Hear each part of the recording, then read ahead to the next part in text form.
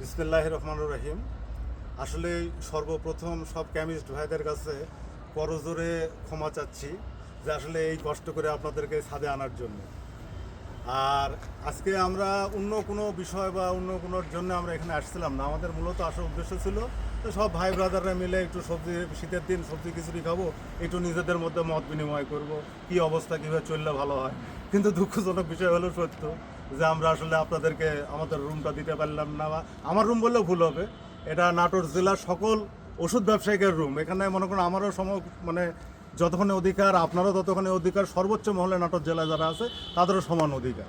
কিন্তু আমাদের আসলে এই নিজের ভবনে আমরা নিজেদের জায়গায় যে বসে মিটিংটা করতে পারলাম না, বা বিভিন্ন আমার রতন ভাইও বিষয়টা অবহিত করছিল সকালবেলা যে আজকে আমরা কয়েক ভাই ব্রাদার মিলে খিচুড়ি খাবো, এই বলার পরেও মনে করেন যে চাবিটা দুঃখজনকভাবে তারা বললো যে নাই বা মিস্ত্রি নিয়ে গেছে। এটার জন্য ভাই আমি আপনাদের কাছে সবার কাছে করজোরে ক্ষমা চাচ্ছি, আপনারা সবাই ক্ষমা দৃষ্টিতে দেখেন। আর আমরা প্রতিটা বাজারে আসলে 10 জন করে বলার উদ্দেশ্য যে 10-এর লাঠি একের বোঝা। আমি যদি এক ইউনিট থেকে বা একা যদি একটা বিষয় চাই, এটা কখনোই দিবে না, কখনোই সম্ভব না।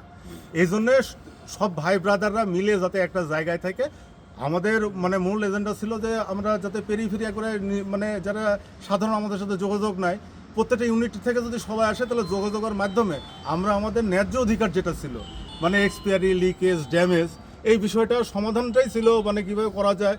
কারণ ভাই আমি যখন একটা ওষুধ কিনতেছি, আমি তো নগদ টাকা দিয়ে ওষুধ কিনতেছি, কিন্তু এটা আমার 2 বছর পোষা লাগতেছে, এক্সপায়ারি হয়ে গেলে কোম্পানি নানান রকম টালবাহানা।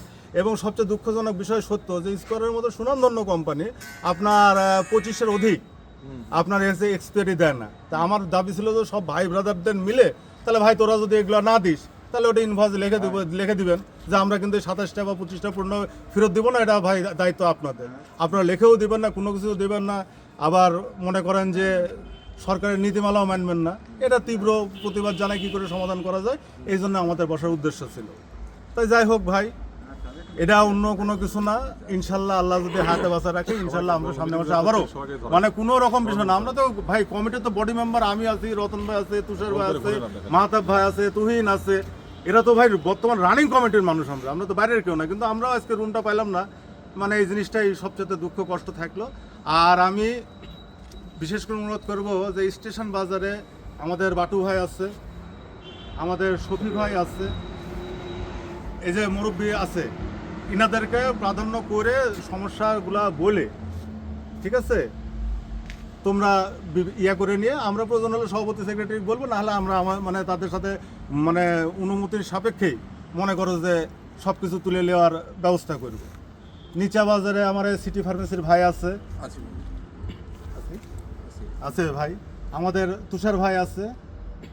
নিচে বাজারটা যদি আপনাদের ইয়া হয়, কমিটি মানে যদি না যেতে পারে আমাদের ব্যর্থতার কারণে, তাদেরকে বলবেন, তারা মনে করেন আমরা সবাই মিলে নিয়ে কমিটিকে নিয়ে বসে সেটাও তোলার চেষ্টা করব। আর মাদ্রাসা মসজিদ বাজারে আমাদের হচ্ছে হাজির সাহেব আছে, তারপরে হচ্ছে আর মুরব্বীর মধ্যে কে আছে, আমার রতন ভাই আছে, মাহতাব ভাই আছে, এদেরকে সাথে যোগাযোগ করবেন, করে নিয়ে মনে করেন যে ইনশাল্লাহ আমরা এগুলোর প্রত্যেকটা জিনিসই সমাধান করব। সবচেয়ে বড় কথা কি ভাই, যে বর্তমান বাজারে যে অবস্থা, তাতে মনে করেন যে এমআরপি থেকে বেশি বেচলে হয়, কারণ আমাদের ওই দীর্ঘদিনের যে সমস্যা, সে সমস্যার সমাধান নাই। কিন্তু আসলে এই এক্সপায়ারি তো মনে করেন যে হচ্ছেও না, তথাপিও মনে করেন সেই আমূল থেকে 12% ঘর ভাড়া 4 থেকে চলে গেছে 25,000, চলে আসে ওই 12%ই আছে। কর্মচারীর বেতন 4,000 থেকে চলে যাচ্ছে 16,000। 40 বছর পরে 12% নিয়ে আছে। তাহলে সবই বাইরে যাচ্ছে, ওই কমিশন ওখানে। কিন্তু আর আমাদের একটা সবচেয়ে বড় সমস্যা হয়েছে যে আমরা মানে এটা আমি একবারে ছোট ব্যবসায়িক ভাই, আমি আপনাদের অনেকের মতো বড় ব্যবসায়িক না, কিন্তু আমার কাছে মনে হয়েছে যেটা ব্যক্তিগত বিভাগে, যে এই যে 12%-এর কথা বলছি, আমাদের নাটোর শহরে মনে করেন যে এই 5%টা আরোপটা হয় এমআরপি করে দিতে হবে গোটা জেলাব্যাপী। এটাই সবচেয়ে ভালো হয়। 5%টা আমরা 3 বাজারে মেনটেন করি, এবং যত কিছু আমাদের আইন কানুন আছে এই 3 বাজারের উপরে আমরা প্রয়োগ করার চেষ্টা করি। কিন্তু আমার পেরিফেরি মার্কেট দেখা যাচ্ছে যে আমরা কিন্তু রুগীর কাছে সিটার বাট পাই, হ্যাঁ ভাই আমার হাতিন দাঁত গেলে আমি 10% পাই, আপনার কাছে কি জন্য নেব? বাস্তব আমি কথা। যদি পকেট গ্রামে বা পাই, সাইড ঠিক করতে না এটা পারি, বাস্তব না কথা। ঠিক আছে তাই না ভাই? আর সামাদানে 60 ভাই আমাকে 10 টাকা টাকা পাতালে যে নওগাঁ যদি এমআরপি চালাতে পারে, পাবনা যদি এমআরপি চালাতে পারে, কুষ্টিয়া যদি এমআরপি চালাতে পারে, তাহলে আমরা পারবো না কেন? ওদেরও তো এরকম আঞ্চলিক সব দোকানপাট আছে, তো তারা যদি ওগুলা ম্যানেজ করে চলতে পারে, এমআরপি চালাইতে পারে, তাহলে আমরা কেন পারবো না?